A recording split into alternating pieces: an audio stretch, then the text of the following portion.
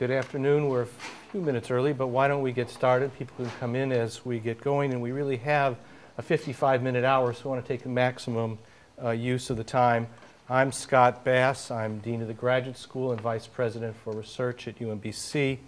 And what we're going to do today is an unusual format. We have graduate students who've had an opportunity to read your materials, that have studied these issues, and have actually prepared a series of questions. There were about 30 questions that have been submitted, and the panel, our panel of experts, have reviewed those questions and will respond to 4 of the questions.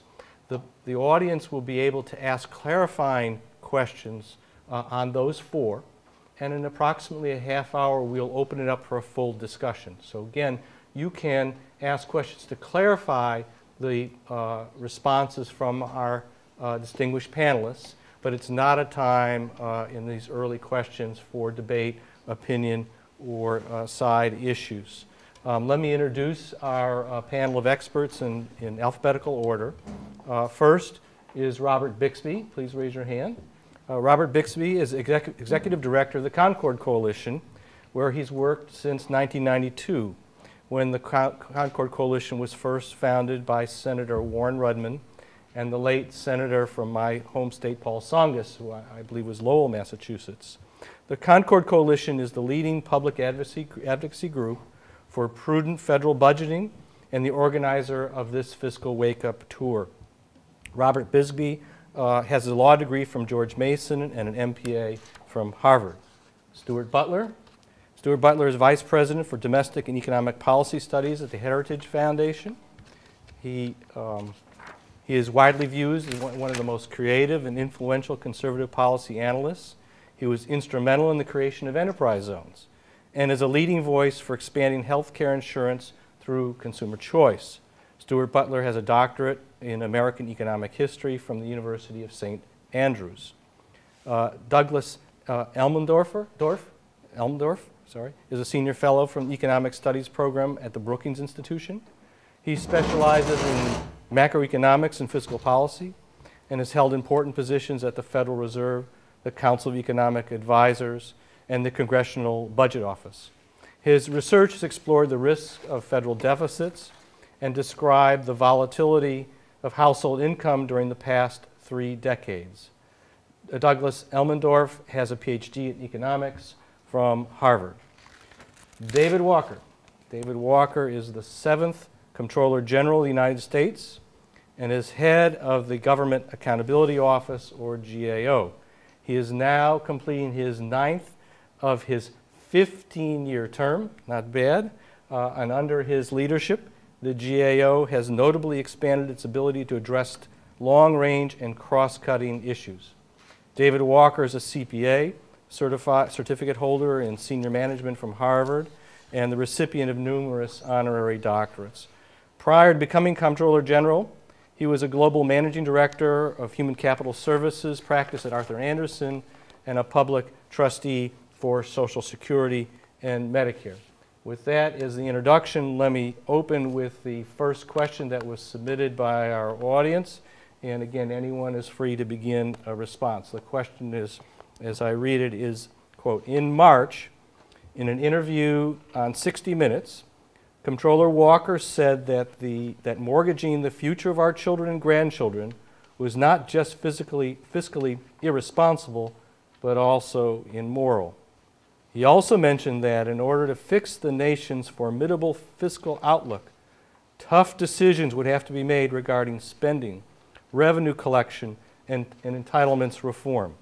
My question is, what do you think it will take for Americans' politicians to take the plunge and begin making well-informed, responsible decisions for the greater good? It seems like taking the moral high road would likely mean political suicide. Okay. I'll start, I guess, since it's premised on the 60 Minutes piece. First, I think we need to have more transparency about where we are, where we're headed. I think we need to have tough budget controls on both the spending and the tax side of the ledger. We need to modify our legislative process that it forces people to have to consider the long-term affordability and sustainability of major spending increases or tax cuts. before they vote on them. I also think that we need to recognize reality that that only the President of the United States is in a position to go to the American people to make the case on the need for these types of reforms. So it's critically important that the next president make fiscal responsibility and intergenerational equity one of their top 3 priorities. That means budget control, Social Security reform, healthcare reform, and tax reform at a minimum. That they be able to work on a bipartisan basis to be able to make that a reality, and that they be able to effectively communicate to the American people as to why we need to act, what the consequences of inaction are, and the fact that this is not a matter if we're going to have to make changes, it's a matter of when, and it's prudent to do it sooner rather than later. We have to recognize the reality that we have something today that the Founding Fathers may not have intended. In fact, I don't think they did. And that is where we have more and more people that view elected office as a job. And most people don't want to lose their job.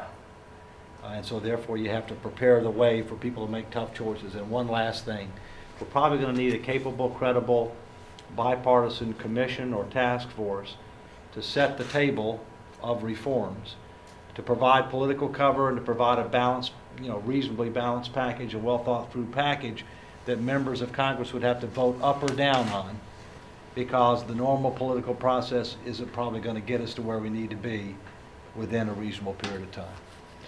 Well, I think that's true. You mentioned Paul Tsongas, who was one of the co-founders of the Concord Coalition. He used to observe that there weren't many former kamikaze pilots or current kamikaze pilots in the Congress. I guess you can't have a former kamikaze pilot because by definition, if you messed up, yeah. Right? So maybe there are some former kamikaze pilots in the Congress, but you get the point.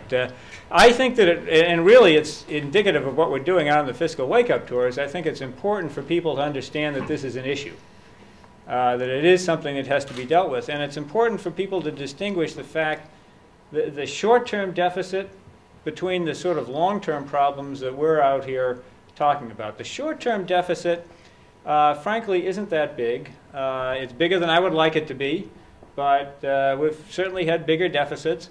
If it was just going to stay at about this level, we probably wouldn't be out here on a fiscal wake-up tour.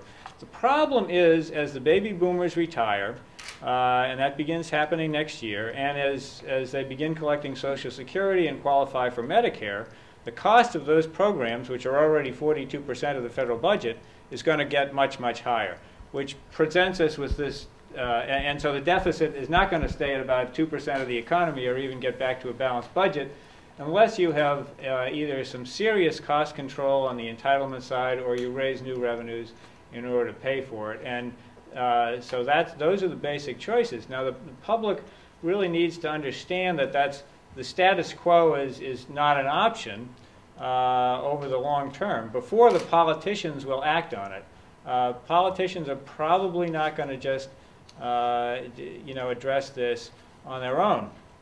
I think that so what we're trying to do is reach out to the media and try to get this in front of the candidates in the campaign for 2008. But that having been said, I also think that it's going to require something more, even with an informed public on this, which I think is an essential prerequisite.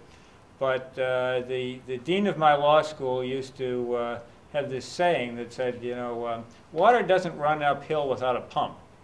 And, we'd all kind of look at him like, what the heck are you talking about? And what it means is that, forces of nature are at work. Now, asking politicians to either cut retirement and health care benefits or raise taxes is expecting, something to go against nature. And so you need a pump. You need something to reverse that. And that's where I think the idea that Dave mentioned of some sort of a bipartisan, credible commission comes in. Provided it's credible, provided it has political buy-in, and that it's thoroughly bipartisan, and that it guarantees that some sort of vote would be taken on the result, I think that that's the kind of thing that might eventually be needed. So I agree with everything that my colleagues have said. I would just add a brief point that this process of fixing long-term fiscal imbalance will itself be a long-term process. we need to get started now, yesterday, certainly tomorrow. But we also need to recognize we're not going to likely solve all these problems at once. And that's important because I think we don't want to make the enemy, the perfect, the enemy of the good here. People sometimes say, well, Social Security, we could solve that, but the big issue is really health, so let's not worry about that. We'll wait till we have a health solution. Or they'll say, well, that's an idea for reducing health spending, but it doesn't really go far enough. It don't really solve all of the problem. We need to be very careful not to wait for the perfect solution to everything at once, but to proceed where we can. And that means, I think, Social Security, which is as hard as it is, a simpler problem substantively and politically than the health programs. And with health programs, we need to make sure that we are taking concrete steps in the right direction. I don't think there'll be any single solution to the problems that we face. It'll be a collection of things. And some things we'll try won't work. Some things that we'll try will work. And the important thing is to get started with important changes, but not to wait until we have somehow the whole thing all wrapped up together, because I don't think that day is going to come. I think if you listen to everything that's been said, what we're really saying is there are two conditions for politicians to take the plunge. The first is to feel that the water is reasonably warm, and that involves really encouraging Americans to think about things in ways that they haven't before and to confront these issues. Our Fiscal Wake-Up Tour does that, and I have to say, we all feel that once you present Americans with a picture, once they think that you are doing it in a dispassionate, honest way, if we do that, they're prepared to start thinking about tough decisions. And we hear this all the time when we go around the country. If they think the numbers are honest and they think the people who are talking to them are honest, they will consider these major changes. So I think ideas like Dave and others have suggested that a commission going out in a sense ahead of time to be, or what we're doing, to kind of raise these issues with the public, and the press doing the same thing, is a critical, necessary condition for politicians to take the plunge. And there's another condition normally to get people to take the plunge, which is to push them a little bit too. And I think in that regard, pushing them might involve disclosure in some, forcing them to make active decisions in ways that they're not forced to today. Right now, members of Congress do not have to vote in any serious way about the long-term obligations of the federal government. They only have to look at the next 5 or at most 10 years. So there is no incentive for them to do that. If you start to change those incentives in the way that they have been changed at the state level increasingly, where states like Maryland have got to look at these long-term issues and they're upfront and they're forced to make decisions on it, or that private corporations have to do under the so-called FASB rules, that have to disclose this. It's reflected in their stock price. They have to answer to stockholders and to the unions and so on this. So that's a kind of a push to change the rules of the game so that politicians can't avoid this. I think both are necessary in this, and they are preconditions to a serious discussion taking place. Terrific. Are there any questions from graduate students to clarify any of the statements made? Any factual questions? Okay, let me push on with a tougher question about healthcare. You mentioned some of the tough choices. The question is, in light of our national crisis concerning our largest healthcare entitlements, would you support a total restructuring of our healthcare system? Do you think universal healthcare is a feasible policy option? Anybody? You want to start on this one, Doc? I think they make that I think our healthcare system will, over time, undergo a fundamental restructuring. I would not personally want to sit down and write legislation to do that. The system is very complicated. It delivers a lot of very important healthcare to a lot of people. I think there's a real risk, in fact, in thinking one can tear it up, sit down and write up a plan in one's office and unleash it on the world. So as much as I think our ultimate goal needs to be a very different system, I would actually proceed incrementally, not tiny incremental steps, real incremental steps, but I think it needs to be done step by step. And I think that's true as an economic matter. I think it's also true as a political matter. One of the key reasons, in my judgment, that the universal health insurance effort of the 1990s failed was a perception by many people that they would lose what they had, and what they would gain was very unclear. Now, there are reasons to think people are more worried today. There are more uninsured people. Healthcare costs have risen further. I still think that people are worried about what they are going to lose. And that's, as I said, I think not just a political concern, but a legitimate substantive concern as well. So I think the steps need to be in in not one big leap at once, but really in steps one at a time. As far as universal health insurance goes, that's certainly a feasible objective, depending on just what one means by the word universal. There's some debate about whether that needs to mean 100%, like 100.0%, or can it mean 99% or 98% or something else. It's certainly possible to cover more people with health insurance than we've covered today. One needs, I think is widely accepted, some combination of subsidies for people, of requirements, mandates for people or employers, and restructuring of insurance markets. Doing that, though, is not going to be free. Some of the money for that, in a national sense, will come out of healthcare that's currently being provided for people without insurance and being paid for by somebody else with insurance, some by the federal government through Medicare and Medicaid. Some money is freed up that way, but more money will be spent in total, and certainly more money will be spent by the federal government. I think one of the lessons that we take from the events of the past several years, particularly the passage of Medicare drug benefit, is that expansions of entitlement programs without a clear view of how that is being paid for is a very unwise choice. And my own view would be that if we move, as I think we should personally, toward much broader universal health insurance, we need to pay for that in a way that is paid for not just in the first year or the first 10 years, but is credibly paid for over the lifespan of the program. And that will require, in my view, raising revenue. It will also require constraining the spending of the program, rather than being perhaps just an open-ended entitlement, in which anything that you want you can get, will have to be constrained in some way to line up with revenue. I spent a lot of my time working on the health issue, and particularly trying to reach the objective of universal coverage with people right across the spectrum. And I think when you look at first of all, the numbers in the United States, of the amount, we spend far more in cash terms, as a proportion of GDP, and so on, in America than any other country does, and yet we still can't somehow get everybody included in some way. And I think that tells you something very much. It's not a money problem in America. It's the way we spend money. In that sense, the restructuring is critical. But the first step towards a restructuring a program, or the way we spend healthcare dollars, is to have a restructuring in the way people think about expectations and obligations in it. What are we obligated to? And I think that really ties into this whole problem of the unfunded obligations that we see in these major federal programs, and gets us to, I think, to start thinking very hard about changing expectations in very profound ways. For example, should somebody who's very rich in America expect the same basic benefits from the Medicare program as somebody who's basically very poor, or at least a working person? Or should we start to restructure the obligations so that we focus on people who need it most and give less or nothing to people who really don't need it? That requires a profound change in the way we think about obligations in our society, to move away from the social insurance model to one which is really based on need and expect people to do things rather differently. It might also mean, and I come from Britain originally, as you might have detected, and that in Britain we have a right, people have a right to health care, but not a right to unlimited expenditures on health care. And so what does the government do there?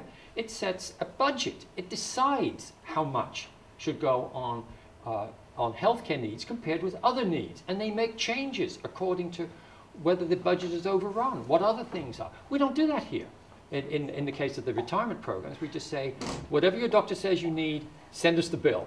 And we'll add it up, and that's what we'll call the budget. So changing the basic obligations and the way we deal with them is a precondition to getting to universal coverage, and also to having a more sane system in terms of how we actually have money allocated for the large entitlement programs, and moving away from this notion of open-ended entitlement. I think we have to recognize that there's one thing that could bankrupt America, it's health care.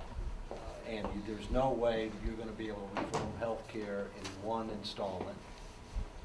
It's too complex, it's too controversial, it's too emotional, it's just too big.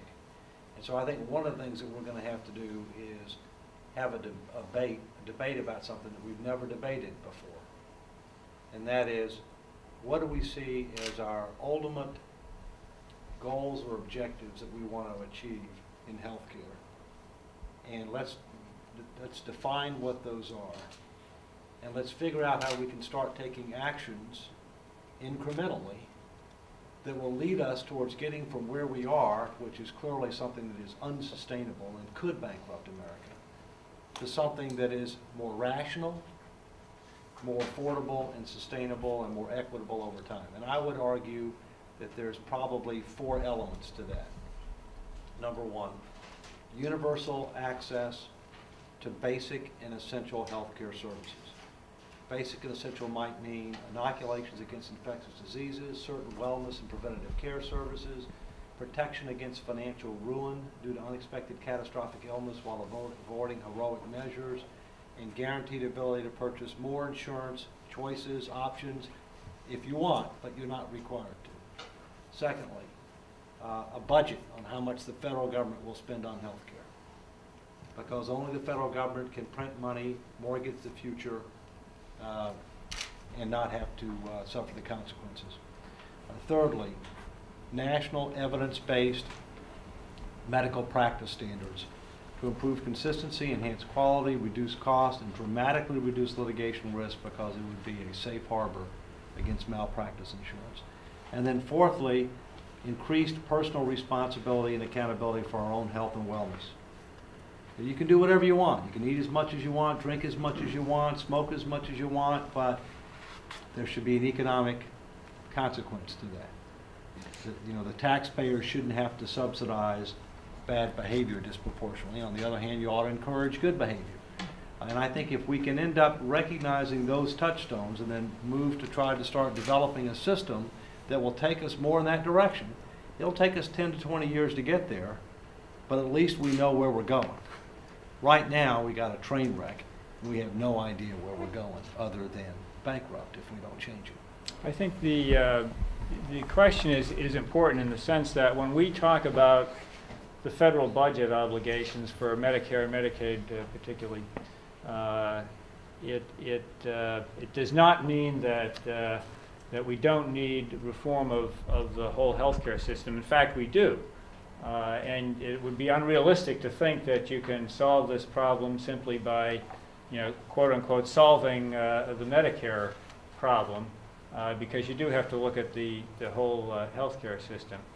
On the other hand, the federal government, through Medicare, through Medicaid, plays a huge role in the overall healthcare system and can be a leader. I think it accounts for like 20% of our overall healthcare spending.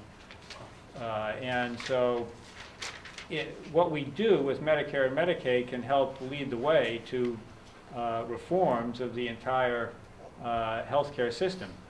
And one reason to think about it, why we talk about those programs on the federal side, is just they are central to the unsustainable outlook that we warn about. You know, healthcare costs in general have been rising faster than the economy by about 2.5 percentage points on an annual basis for the last 40 years. And if you run that forward for the next 40 years and say, suppose healthcare costs continue to outpace the economy over the next 40 years at the same pace that they've been doing, where do you end up? And you end up with 2 programs in the federal budget, Medicare and Medicaid, consuming as much of our nation's resources as the entire federal budget does today, about 20% of GDP.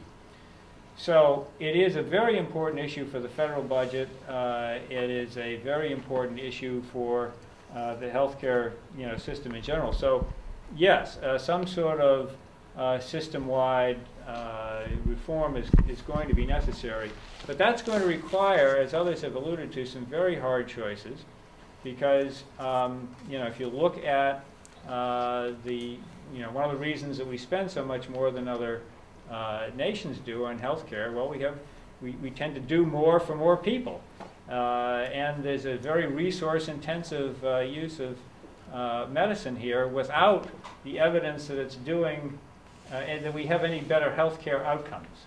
And so the hard thing, the really hard thing, is going to be what sort of limits do we place on what healthcare will pay for, what either federal programs or private insurance will pay for. As Dave said, if you want to pay for something yourself, that's fine. But what can you expect other people to pay for, particularly as a federal entitlement? So getting the evidence-based medicine that others have alluded to is very, very important. The next step is, what do you do with that evidence?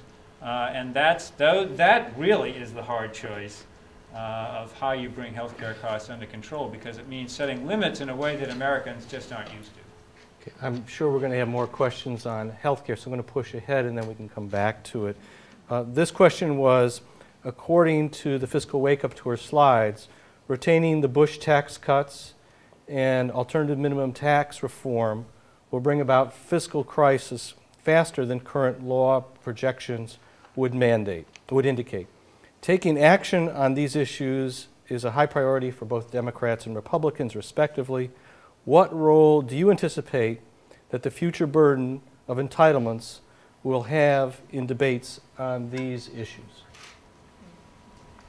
Well, I think, and let's let Stuart go, I think you're going to have to do several things. You're going to have to reimpose tough budget controls and legislative process controls, and we've all talked about that. You're going to have to reform Social Security, Medicare and Medicaid, and our broader health care system in installments over time. You're going to have to reform our tax system in ways that make it more efficient, more equitable, more credible, and that will raise more revenues without undercutting economic growth or harming our competitive advantages compared to Europe. Right now, if you eliminated the Bush tax cuts, and Stuart can get, can come back on this, it's like 1% of the economy, 1 to 2% of the economy, I think. All right? So it would obviously help with regard to the fiscal situation, but it doesn't come close to solving the problem. Likewise, if you eliminated the war in Iraq tomorrow, it makes a difference, but it doesn't come anywhere close to solving our problem. In fact, the problem is so big, you could close the Pentagon tomorrow. Eliminate all foreign aid, eliminate NASA, and a number of other things, and you still would not fix the problem. I think when you look at both the revenue and the spending side of the equation from now sort of forward and start looking at the next 10 to 20 years and beyond that, you see two very clear patterns. One that we've already talked about. You see this huge increase in entitlement spending, this sort of tsunami wave that comes through because of the baby boomers, and then thereafter, and the proportion of our GDP, of our economy, and everything devoted to these plans just goes up dramatically in the future. But the other thing to bear in mind is when you look at the revenue side, when you look at taxes as a proportion of the sort of national economy, the average paycheck, if you like, that's also under current law scheduled to go up quite dramatically in future decades. So we are seeing a situation with both revenues and spending going up to record levels. That's true in both the spending and the revenue side. So then you've got to think about what you do about it.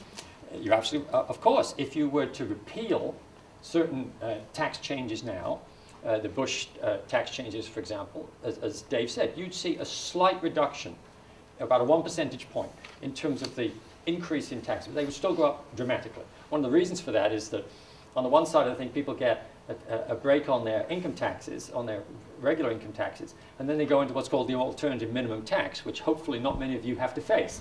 But basically, that's when the federal government says, if we don't get enough out of you under one way of calculating taxes, we'll use another one to increase it. So you don't really get a lot of benefit, if you like, in terms of extra revenue from rolling back. And that's the reality of the situation. If you start to say, well, let's reverse those tax cuts and let's do all sorts of other things to raise revenues, you are talking about a level of taxes in this country as a proportion of GDP that hits a record level, the highest ever within a few years, then goes up to European levels if we're going to try to balance the budget over that. And you've just got to ask yourself, what do you think will happen to the economy if you do that? That's a tough question. And also you've got to ask yourself, if you send a lot more revenue to Washington, do you think the political process will use that to pay down debt and obligations? Or do you think that more money going just down the street to Washington will lead to more expenditures? And that's where these entitlements sort of come in, because the pressure now is to increase entitlements, to turn things into entitlements. As Dave said earlier, veterans benefits, they're now talking about making that an entitlement so that you don't have to vote on it and people are obligated to it. So that's the trend. So the idea of saying, let's just kind of bring more revenues in, unless you tackle the entitlement side, and unless you stop Congress voting to spend that money, you just end up in the same situation, just at a higher, ratchet up another level. And that's why the problem is so extraordinarily difficult to solve. I'd like to just build quickly on Stuart's comments on the tax code. We focused in much of our presentation on the projection of spending, because though the increases in spending on entitlements are really driven by demographic factors, where we don't know exactly how long people will live or exactly how many kids they will have, but the overall forces are pretty darn clear. And we focus on, and the second factor is health spending. And we have a long history, as we've said, of health spending growing faster than the economy. In fact, the official projections generally build in some slowdown in that without any particular mechanism even to accomplish it. So if anything, I think those projections are conservative. We tend not to focus as much on the precise forecasts of revenue, because that's a case where the letter of the law as it's written and policy world, as we've tended to think about it, differ a fair bit. As the law is written, more and more people end up in the alternative minimum tax, as Stuart said, every year. That number is increased by the Bush tax cuts because we've lowered one of the tax codes, if you will, and not lowered the other one. Right. So the official projections under current law, taken literally, are for this big increase in revenue because more and more people fall under the alternative minimum tax, and also because with real economic growth, even the regular income tax will collect more revenue. That doesn't seem to be where the policy world is, though. If you look back over the last several decades, our revenues have tended to move around about, say, 18% of GDP, 18 to 20% of GDP. And when they go higher, we talk about cutting them. And in fact, almost everybody seems to agree that we should, in the political world, at least, that we should take people back off of the alternative minimum tax, although there's a marked lack of volunteering of who exactly will pick up that tax burden. So the official projections of revenues, I just want to emphasize, needs to take, I think, with a grain of salt, because the things that are actually written in the law that some of these projections have to follow by law aren't really where the policy world discussion, political discussion is now or has been at any point in the last several decades. But that makes the situation My even worse. recollection is the highest tax rate you've ever had as a percentage of the economy was about 20.5%. Just below that, in the Second World War and at the end of the Clinton administration. Right. So the highest it's never been higher than 21, all right? So even under current law where it's projected to go up to 24, largely because of AMT, the American people have never allowed themselves to be taxed at that level, all right? Now, my personal opinion is there's no question we're not going to solve the problem at 18.5%. Revenue level, all right? But the American people have never allowed themselves to be taxed at levels in excess of 21. How much tolerance do they have?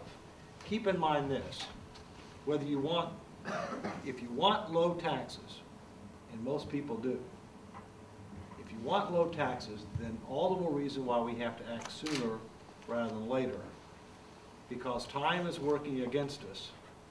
And the plug over time might be your tax bills.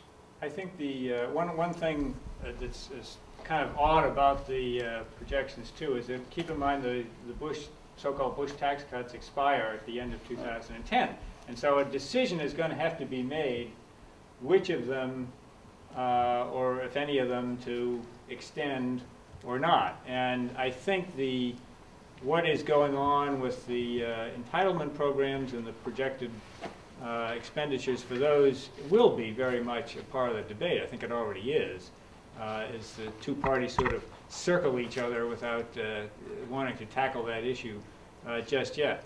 But here's the way I look at it. The risk of quoting numbers without charts behind me, which is always problematic, but the numbers have been mentioned here before. If you think about revenues at about 18% of GDP, and spending at about 20% of GDP, which is where we've been, roughly speaking, over the past 25 to 40 years, which means deficits at about 2% of GDP. You could do that for a while. That wouldn't be an unsustainable trend, and we wouldn't be out here warning about it. The spending line, because of the Medicare, Social Security, the aging of the population, and healthcare costs, is projected to go up to around 25 to even higher 30% of GDP, depending upon your assumption about healthcare costs. And revenues, if they stay around 18% of GDP, would lead to very, very large deficits, far in excess of 2% of GDP. Now, even if revenues, as Stuart points out, were continued to climb, you would still have a gap. And Americans would be paying far higher taxes than they're used to paying as a percentage of the economy, like say 22% or so. Not just on a 1 or 2 time basis, but on a permanent basis. And you would still have a gap that would be outpacing that. So I do think the issue, and I just for the interest of full disclosure, the Concord Coalition recommended at the time that the taxes shouldn't be cut by as much as they were. You know, as an organization, and I'm certainly not speaking for other members of the Fiscal Wake Up Tour here, think that some of them should be allowed to expire. But nobody should keep that, should think that that is the solution. The Bush tax cuts, whatever you think of them, did not cause these problems, and repealing them would not be the solution. It's a legitimate subject for discussion, but it's not a silver bullet. Let me push on with another question and ask you to please keep really a brief response, because then we can have time for questions from the audience. To what extent, if any, would a change in immigration policy, specifically something like allowing a faster process for immigrants to become citizens, help to relieve the imbalance between entitlement recipients and those who pay for them? Is the immigration situation a part of the entitlement discussion? First, as a former trustee of Social Security and Medicare, the trustees assume immigration of about 900,000 to 1 million people a year. The birth rate in the United States right now is 2.1 per female, which is replacement rate, which means that the only reason our population is growing is because of immigration. All right? The key to immigration policy is, what are the skills and knowledge of the immigrees? If they're above average, on average, it will be a plus in the long term. If they're not, it will be a minus. Because the way our tax policy is structured and the way our entitlement programs and welfare policies are structured, they're based on means. And the way our economy is structured, it's based on a knowledge-based economy. We can't compete on wages. We have to compete on brain power rather than brawn power, based upon innovation, productivity, quality, those types of issues. Therefore, one of the things that we need to be thinking about is that how do we change our immigration policies such that they're more skills and knowledge-based rather than family-based? And how do we change some of the perverse incentives that exist in our current policies? For example, that if you come here illegally and you have a baby here legally, the baby is a citizen automatically, and then that creates a tail of other rights, which may or may not have made sense in the 1700s and the 1800s, but surely does not make sense in the 21st century. But having said that, I think we would agree that these changes in immigration policy are important for their own sake and have some fiscal ramifications. But no conceivable change in immigration policy makes a dent in any of these numbers one way or another. It's about the thickness of the line. Okay, let me open it up to questions from the group. Go ahead. State your name and program. I'm Gail Chapman. I'm in a PhD program in public policy. And my question, you mentioned needing fiscal controls. Can you give an example of some budgetary, structural, or institutional reforms that you think would be helpful in this case? Yeah, first, part of it's back to the future. Pay-as-you-go rules for new spending proposals on both the spending and the tax side of the ledger, because you're trying to stop the bleeding on the bottom line, and you shouldn't exempt one half of the ledger. If you do, people will try to do through the back door what they can't do through the front door. What I mean by that is, if you're limiting direct spending, but you'd only limit tax preferences, then people will just try to accomplish the same thing through a tax preference and it be off the radar screen and you not have to consider it, so that's not appropriate. Mandatory, spending caps on discretionary spending, but that are realistic, you know, but yet that really constrain. Mandatory reconsideration triggers. When mandatory spending programs, certain ones get to a certain size of the budget or a certain size of the economy. I do the same thing for tax preferences. When major tax preferences, whether it be for health care or whether it be for mortgage interest deduction, when they get to a certain size, reconsider them. One of the things we're going to have to do is we're going to have to target taxpayer subsidies and tax preferences more based on need as we go forward. That's going to happen. There's no question about it. Mandatory disclosure and consideration of the discounted present value dollar cost of major spending and tax proposals before they're enacted into law. For example, Medicare prescription drugs would have forced people to disclose that $8 trillion number. $8 trillion price tag never was calculated, disclosed, or debated. There's no way that bill would have passed had that number seen the light of day. No way. Now, does that mean that we didn't need to do something on Medicare prescription drugs? Yeah, we did. But we need to do it as part of restructuring the program, not digging the whole $8 trillion deeper. I think that the caps and Pago, which came out of, people tend to forget what it came out of. It came out of a budget deal in 1990 between the first President Bush and the Democratic Congress. And it was an enforcement mechanism, basically to enforce a particular goal that they had agreed to. And it worked, actually, and people got comfortable with them. And so in subsequent budget deals, they reenacted Pago and the budget caps.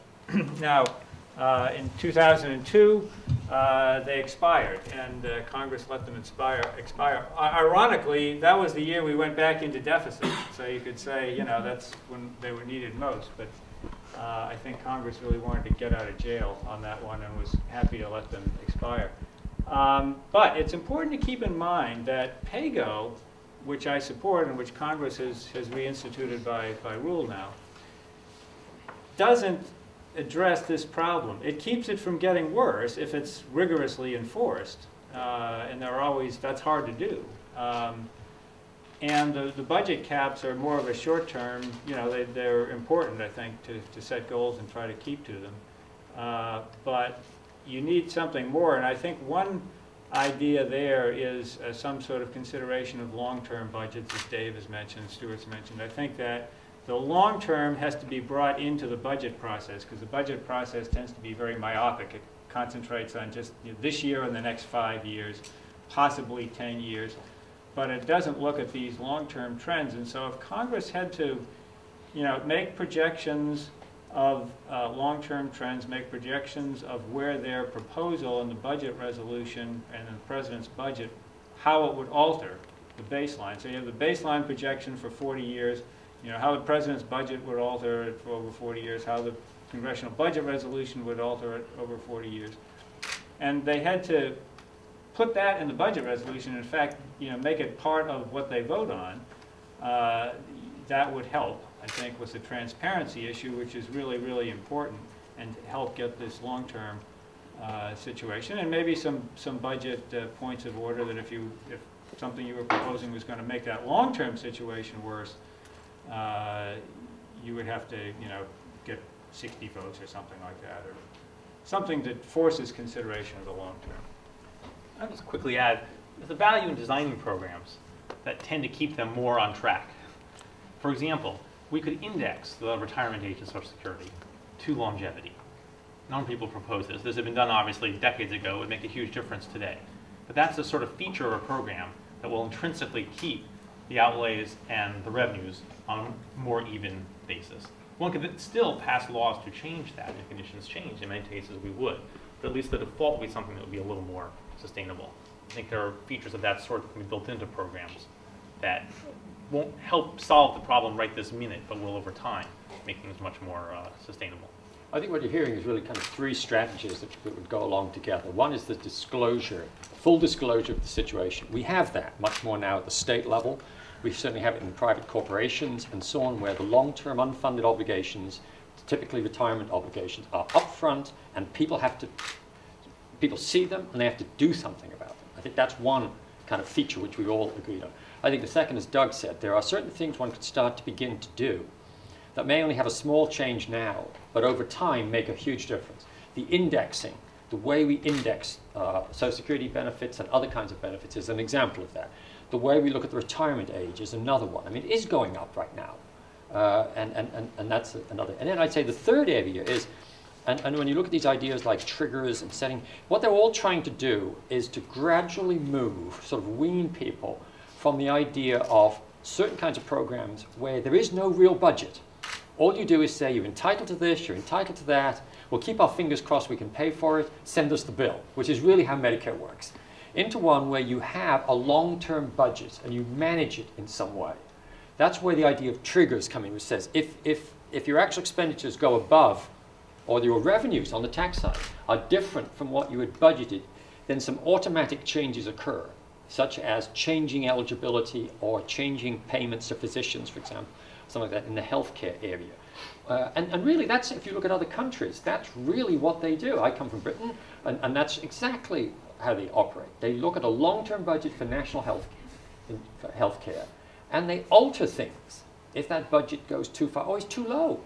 I mean, under the under the Labour government, for example, in the last few years, they tried to increase expenditures, and they said it's too low. We should be spending more on health on the national. That's the kind of decision that has to be in the context of a long-term budget, and not healthcare preempting everything else, which it does, which these entitlement programs do in our country. Preempts defence, expenditures on roads, lots and lots of other things.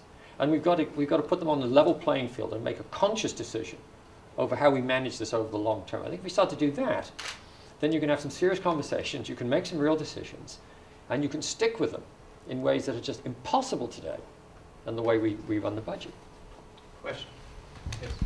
Name and program? My name is Mari Weprecht, also a PhD from public policy. I think there's a lot of us here. We know that most policy is implemented in incremental steps. However, this evening you've spoken of some profound new ideas. And in public policy, something we often hear is there's nothing new under the sun. If you're going to have the ideal restructuring to solve this problem, is there something new under the sun? I don't think it's that there. I think you're right in the sense of there isn't anything new under the sun in the sense of the policy prescriptions. I mean, people have talked about indexing. They talked about, changes in the social insurance structure and so on for years, and other countries have done that. The critical thing about the United States is marrying those in some way to a change in the way decisions are made over public policy, and that's the critical piece. How do you set up a set of conditions that cause different decisions to be made, so that these things which are very interesting to public policy people, but are off the table when it comes to political decisions, can actually find their way back onto the table. That's why I think these ideas, like commissions, are critically important. We saw that in the base closing, where, prior to the base closing commission, it was an axiom in America that you could never close a defense establishment, and they just weren't closed. But changing that dynamic, introducing that model of a defense base closing commission, changed the political decision making. I think ideas like that, of what we've now got to start developing, I think the full disclosure of unfunded obligations and forcing members of Congress to vote up or down on whether they want to increase the unfunded obligations by several $1 trillion, for example, would lead to different political decisions about the various tools and options that are available. So I strongly feel that this is actually a political science problem now. It's not that we don't know what to do, or there aren't choices of what to do. Maybe that's a better way of putting it. The choices are well known. What everybody is frustrated about is why isn't the system confronting those choices and making a decision? Because the whole dynamic of the political system, of our doesn't lend itself to that. That's why you've got to start changing that. I think in one way, the new thing under the sun is the problem itself. And it's not new under the sun, but it is new to the United States. We used to think of budgets and deficits as a short-term thing that was, caused by an economic turndown or a war. Those were the traditional reasons for deficits. And all of us being myopic as we are, I think there's a lot of tendency on the part of public policy students, economists, political scientists, to think about budget deficits in that old context. The problems that we're talking about with these charts are new, unique, you might say, to our country, because we've never had this combination of the demographics and the social insurance programs. So the kind of trend lines that we're facing are not your father's deficits. And so while the problem is new, some of the things that we're going to have to confront for solutions are new. But they've been facing these things in Europe. They're a little bit ahead of us in Japan as well, in terms of the demographics and some of the things that they've dealt with. I think the other thing you have to keep in mind is, while we're talking primarily about the effect of demographics and rising healthcare costs on the future deficits, I think we shouldn't lose sight of what government has become, and the fact that government, to a great extent, is something very different today than what the Founding Fathers intended. If you go back and look at the Constitution of the United States, and if you look at the roles that the Founding Fathers prescribed for the federal government under the Constitution, you will find that a vast majority of what the federal government was intended to be is now in the 38% of the federal government that's called discretionary spending. National defense, homeland security, judicial system, foreign policy, Treasury Department, executive office of the president. These are in discretionary spending, and they're getting squeezed by these other programs. I think the other thing we have to do is be honest with ourselves to say that the federal government is an accumulation, an amalgamation of policies, programs, functions, and activities that have just accumulated over time, that may or may not have made sense when they were put into place, but even when they were put into place, they were put into place to meet a current need without defining what outcome we're trying to achieve. So we threw a bunch of money at it, we threw tax preferences at it, we threw a lot of regulations at it, and quite frankly, we don't know if they're working or not. And so one of the things we need is we need a set of key national indicators: safety, security, social, environmental, economic, to help understand how are we doing as a nation, how are we trending, and how do we compare to others, on healthcare, on education, on the environment, on the economy, on the workforce, on savings, on things that are just very important indicators. We don't have that. We desperately need that, because it's not just a matter of making changes with regard to current programs going forward. It's re-engineering and reprioritizing what the government ought to be doing, period, and how the government ought to do it. And last thing I would say is, what I found, I've spent 21 years in the private sector, and now, I guess 14 years in the public sector, something like that, 14, 15. And I found you got to have three things for any system to be successful and sustainable over time: tax system, governance system, healthcare system, you fill in the blank, okay? Budget control system, okay? One, incentives for people to do the right thing. And incentives aren't necessarily tax incentives. It could be the rule of law. It could be, a variety of other issues. Secondly, transparency to provide reasonable assurance that the right thing will be done because somebody's looking. And that somebody doesn't necessarily mean the government. It could be the people, okay? And thirdly, accountability if people do the wrong things, but credit if they do the right things, recognition, credit. Those are three very basic but powerful principles that if we start asking ourselves whether or not we're applying these three principles to a whole range of public policy problems, we'd find in many cases we're not. And in the healthcare area, we're 0 for 3.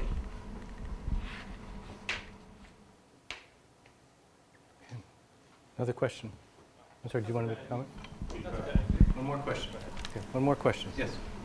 Hi, I'm Michael Abrams, a PhD student here in public policy. Question about composition of your tour group here, and congratulations for assembling what I think was intended to be something that is a broad representation of political perspectives in this country.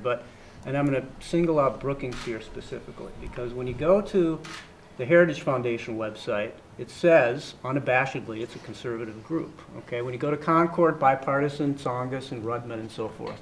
When you go to Brookings, or if you look on the 60 Minutes little plug that was given for your tour, it says that you're a left-leaning, I think. When you go to the Brookings website, it doesn't say anything like that. So if you would, and I'm singling out our Brookings fellow first, but the others of you could comment, how well representative are you of the swath of American public that you're trying to get some purchase on to create the changes you want to make? So that's a good question. Let me Can I Help you out. I think I get to go first. I was going to provide you a little cover first. I'm okay, thank you. So, you're right, Brookings does not describe itself as a left-leaning institution. One of my new colleagues is a man who was just the director of the Medicare and Medicaid programs in the Bush administration, Mark McClellan. I was meeting a few days ago with somebody who'd just come from the Pentagon in this administration. Brookings is resolutely describes itself as nonpartisan. It is frequently described in the press as left-leaning. I'm not responsible for those stories, and I'm not going to speak to that. I'll speak to my role here today. I'm here because I think this is an important issue for people to understand, and because I think it is more compelling for that message to be delivered by a collection of people with a variety of views about how one would solve these problems. I don't make any claim that I think we have somehow represented the population of the people in the country, the citizens, or the population of economists or policy analysts in a sort of proportional way. Because I don't know, I wouldn't know exactly how to do that. You know, the old joke, if you line up all the economists in the world end to end, they still wouldn't reach a conclusion. Deciding how to weigh, well, yes, also jokes about bus goes over the edge of a cliff with economists and a few seats empty. Would you call that dead weight loss? So I don't know how to do that among economists. I really don't. Among economists, I think of as largely related to the Democratic Party, which I happen to be one. We actually have a range of different views about Social Security, for example, about Medicare's problems, about how to solve those problems. So I don't know how to do the perfectly representative group. And I agree, I guess, with your premise of your question. If we could do that just right, wouldn't that be even better? Perhaps. But I think that what we've done is to assemble a set of people with a range of views. I think that makes the message much more powerful than if any one of us were to do it. And I think that's a very worthwhile goal. Okay, I'm watching the time, and let me just ask if David Walker want to make any comments about some of the range of deficits we have as a nation. As sort of Well, I comment, as Bob has said, the problem is not the current deficit, the problem is not the past deficit, the problem is the future deficit and debt levels. Keep in mind what Albert Einstein said, the most powerful force in the world is not nuclear power, it's the power of compounding. When you're an investor, it works for you. When you're a debtor, it works against you. When you're trying to solve a large, known, and growing problem, the sooner you get with it, the sooner you start making tough choices, you know, the less dramatic the changes you have to make because of the power of compounding. Last thing, I have argued that America has 4 deficits right now. A budget deficit, which we've talked about. A balance of payments deficit, of which the trade deficit is a subset. A savings deficit. Americans are great at spending, but generally poor at saving. And last, but certainly not least, the most important one and the biggest one, a leadership deficit. And that's a nonpartisan statement. And in order for these problems to get solved, 3 groups have to get much more informed and involved. Number 1, the business community. Number 2, young people, because you will pay the price and you will bear the burdens if others fail to act. And the miracle of compounding will work against you, not for you. And thirdly, the media. All 3 of those groups have to be much more informed and involved. And that's one of the reasons that when we do the Fiscal Wake Up Tour, we talk to business and community leaders. We go to editorial boards. We try to deal with local, electronic media. We go to college campuses because we're trying to touch base on all those different groups in order to try to help increase the likelihood that they will become energized. Okay, well, I want to thank our graduate students. I want to thank Professors Roy Myers, Joe Gribben, and Marvin Mandela, who helped prepare for today's discussion. And most of all, I want to thank the Concord Coalition and the Fiscal Wake Up Tour for this wonderful presentation today. Please join me in a big round of applause.